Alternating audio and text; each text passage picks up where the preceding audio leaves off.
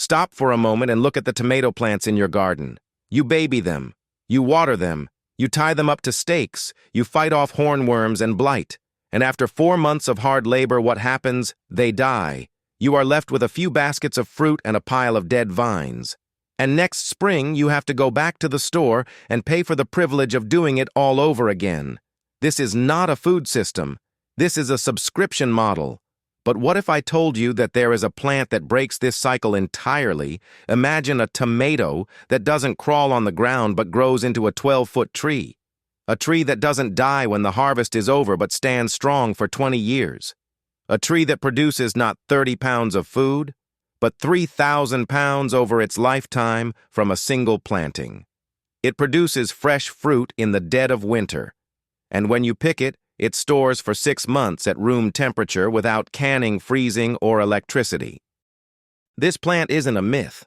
In the 1940s, it was growing in thousands of American backyards. It was called the red gold of the Victory Garden. But then it vanished. It didn't disappear because it failed. It disappeared because it worked too well. It was erased because a plant that feeds you for 2 decades is a disaster for an industry that relies on you buying seeds every single spring. This is the story of the Tamarillo, the tree they want you to forget. But here is the tragedy. Today, even the few people who manage to find this tree often chop it down after the first harvest. Why? Because 90% of new growers simply don't know how to use it. They treat it like a regular tomato, take one bite and say it tastes terrible. They are throwing away a gold mine because of a simple misunderstanding.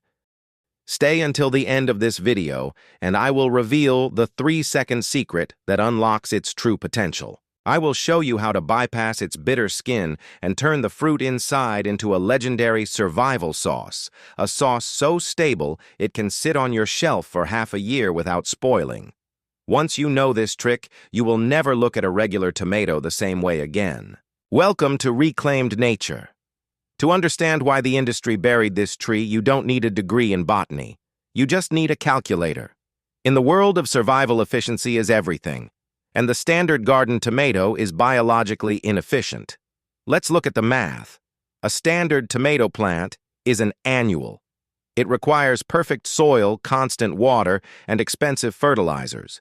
If you are lucky, it gives you 30 pounds of fruit. Then the first frost hits and it turns into slime.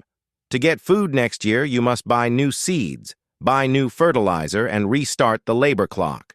You are the servant, the plant is the master. The Tamarillo or tree tomato is a perennial. It is not a vine. It is a semi-woody tree that grows fast, up to 10 feet in 18 months. Once it is established, it produces up to 150 pounds of fruit per year. And here is the kicker. It does this for 20 years. Do the math. One standard tomato plant yields 30 pounds of food and then death. One Tamarillo tree yields 3,000 pounds of food over its lifespan. That is 100 times the yield for a fraction of the labor. When you plant a standard tomato, you are planting a snack for the summer. When you plant a Tamarillo, you are building an asset. You are planting a legacy that will feed your children. But the superiority isn't just about weight. It's about timing. Standard tomatoes flood you with fruit in August when everything else is ripening and then leave you starving in January. The Tamarillo is different. In mild climates, it waits. It ripens its fruit late in the year, providing fresh vitamin C, rich red gold in the winter months when the rest of your garden is dead and brown. So if this tree is the ultimate survival crop, why is it impossible to find in a modern garden center? Because in the eyes of the industrial food system, the Tamarillo has committed a crime. It made the farmer too independent. So where did this tree come from, and why did it vanish? The Tamarillo is native to the Andes Mountains of South America. It was the lost crop of the Incas, a plant engineered by ancient farmers to thrive in poor soil and high altitudes. But its American story is even more interesting.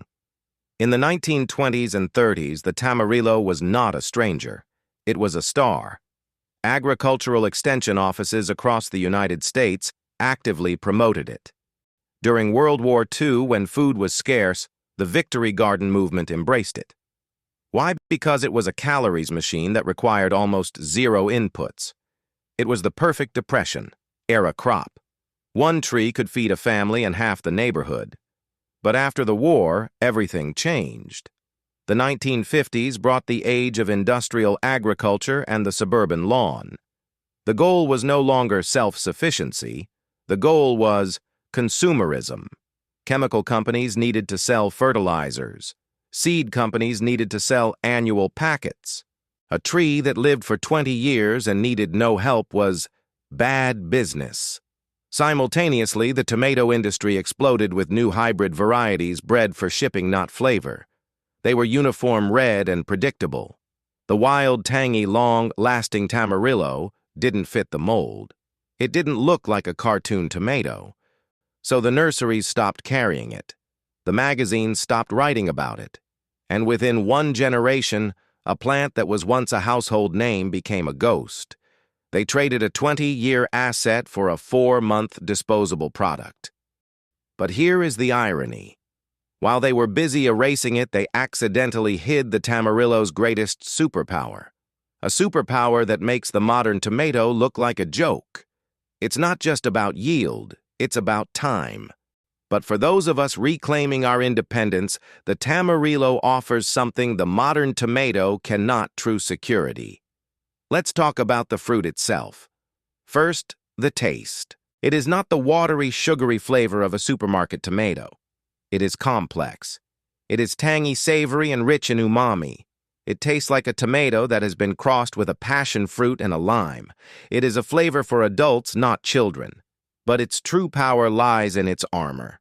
A regular tomato has a thin skin. It bruises easily. If you leave it on the counter for a week, it rots. It attracts fruit flies. It turns to mold. The Tamarillo is built like a tank. It has a thick, bitter skin that acts as a natural vacuum seal. Insects hate it. Bacteria cannot penetrate it. This means you can harvest a basket of tamarillos in December, put them in a cardboard box in a cool room, and still be eating fresh salsa in April. Think about that. 6 months of shelf life.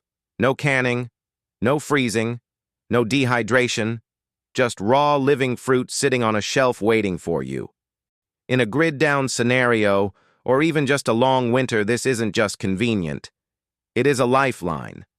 But, as I warned you at the beginning, that thick skin is a double-edged sword. If you don't know the trick to remove it, you will hate this fruit. So how do you unlock the red gold inside the fortress?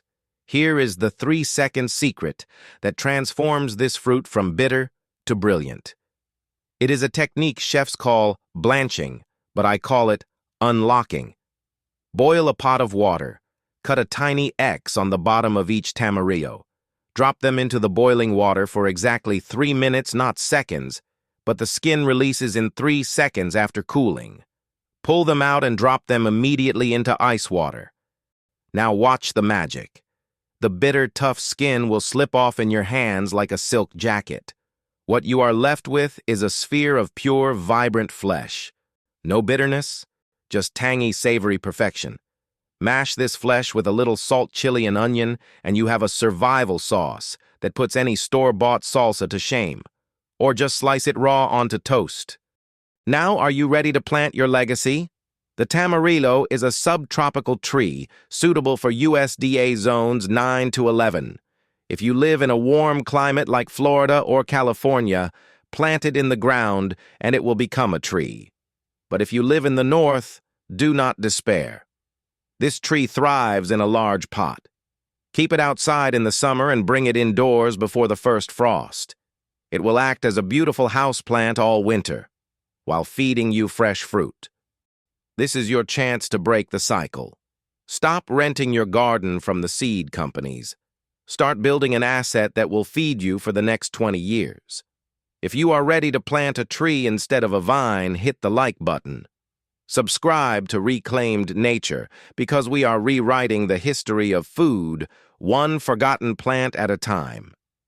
And tell me in the comments, tomato or tree. Which one would you choose for survival knowledge is not lost. It is simply waiting for you to remember.